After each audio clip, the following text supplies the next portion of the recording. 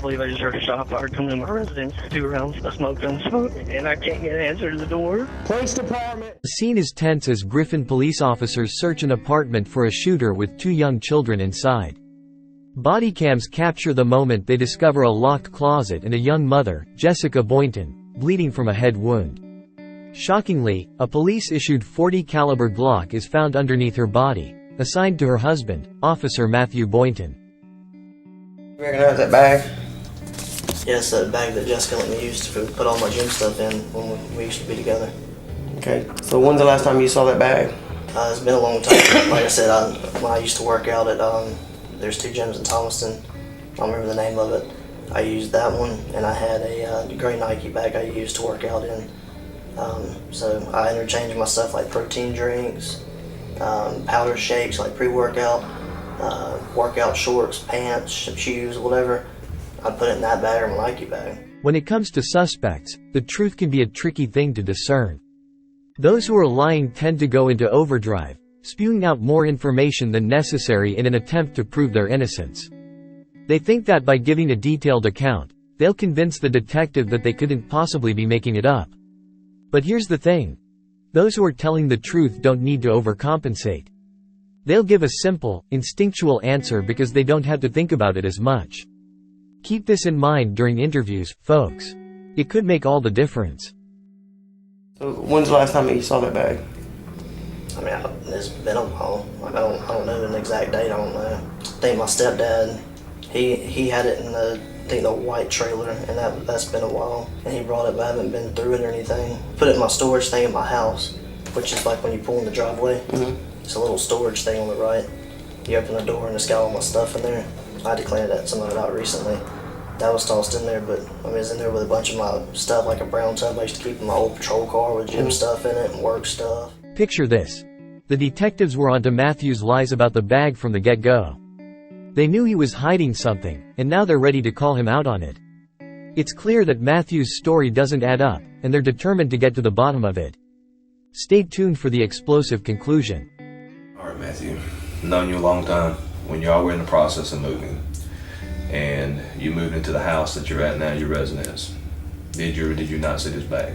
Yes, sir. It's in my storage room in the garage. Now, why would I be holding a picture of this bag?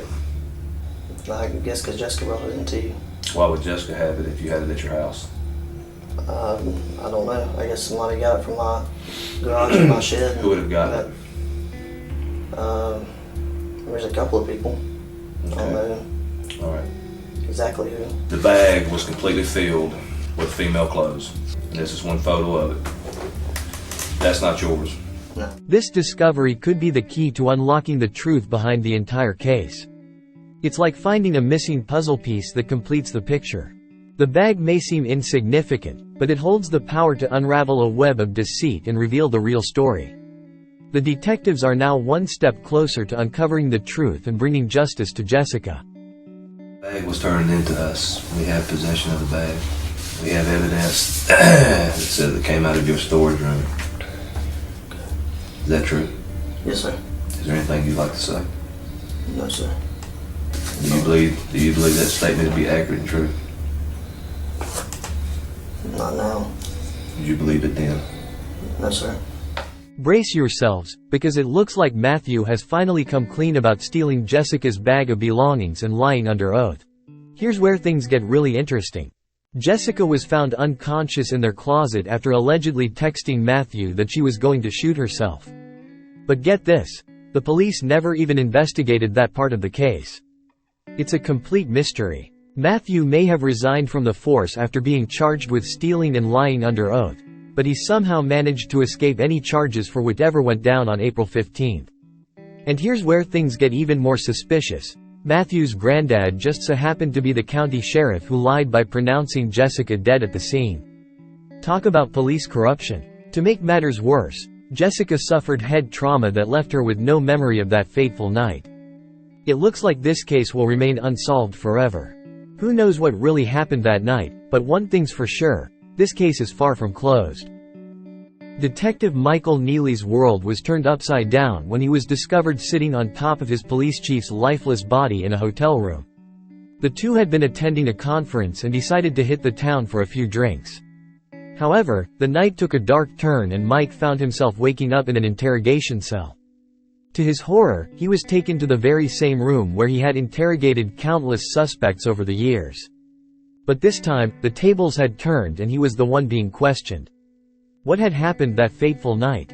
The mystery was just beginning to unravel. So tell me, Mike, you guys flew out of Tulsa? Oklahoma City. Oklahoma City, okay. And to Pensacola? Yep. Was it a direct flight? Nope. Where'd you guys stop? Houston. Houston. Mm-hmm. All right, and then from there? Got to the hotel and that's it. Any problems or anything going on in the crowd? Just normal dinner or what? It's normal. Any drinks there or just dining with? Couple beers. And Was it a early dinner, late dinner, or what? it's pretty early. It was, I don't even think it was dark yet. And tell me what you guys did once you got back to the hotel. That's about it. Just watched football game. That was a Dallas game starting. Mike thought the night was just a simple football game and a few beers, but boy was he wrong. The truth is, things spiraled out of control. According to the tests, both men had blood alcohol levels of 0.3 or higher. To put that into perspective, a level of 0.4 is considered fatal, and 0.3 can lead to alcohol poisoning, which can result in death or loss of consciousness. It's no wonder that both men were completely out of control of their emotions and actions, leading to the terrifying events that unfolded that night. Do you remember hotel staff or a hotel employee coming up and telling you guys to keep it down? I don't remember that. So what is the last thing you remember as far as that evening until the football game? I mean, I know you're asking me questions, but can I ask you a question? Absolutely. Okay, homicide. Who is dead? Dead. Dead. Yes, sir. I guess I probably don't have anything else to say then. I've got nothing to say to you. Mike was in for a rude awakening when he was brought in for questioning about a homicide investigation. Little did he know, the victim was none other than his own police chief, Miller.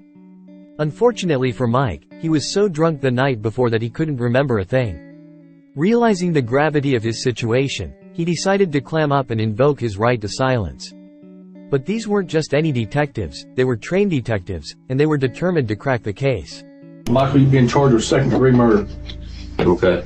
I had no idea what I was being charged with. Yeah, you're being charged with second-degree murder, and you're fixing to be booked in the Escambia County Jail with no bond. And we've already notified your wife. Okay.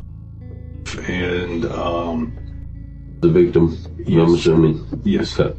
You have any questions for us? I mean, I've got 1,000 of them, but I mean, really doesn't make it. Well, I mean, sure it does. I mean, if you want to talk, we'll sit here and listen to you talk. I mean, we'd love to know what the heck happened. But I mean, that's up to you. I mean, we'll answer your questions, in return. So I would love to know what happened too. Well, I mean, do you want to continue to talk to us? If you do, then I mean, we'll tell you what happened. I mean, I would like to know what happened. Because I'm telling you, I don't have any memory of any of this shit, and I'm shocked. Do you want to continue talking to us? Yeah, I mean, I'll continue to talk. I'd like to know what happened. The detectives had Mike right where they wanted him. With a mix of intimidation and curiosity, they convinced him to stay put and answer their questions. As they reminded him of the dire consequences he faced, Mike's mind raced to piece together the events of the previous night. With a newfound determination, he began to join in on his own investigation, eager to uncover the truth and clear his name. I'm trying to get you to figure out what's the last thing you remember. Mm-hmm. And if the last thing you remember was watching football, do you remember drinking? Yeah. Okay.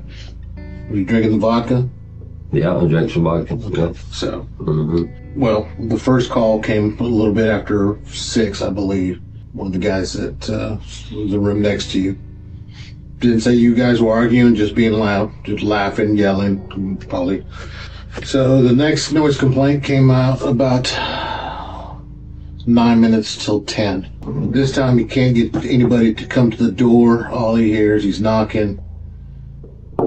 He hears just grumbling, grunting, uses his car to get in, is on the ground between the bed and the wall You are sitting on his chest. His face is beaten.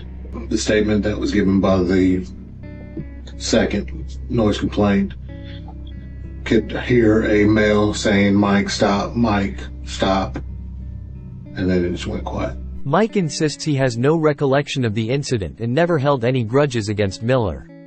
However, he lacks any remorse and appears solely focused on his own disbelief. The officers provide further information about Miller's body, but Mike remains bewildered and unable to recall any details.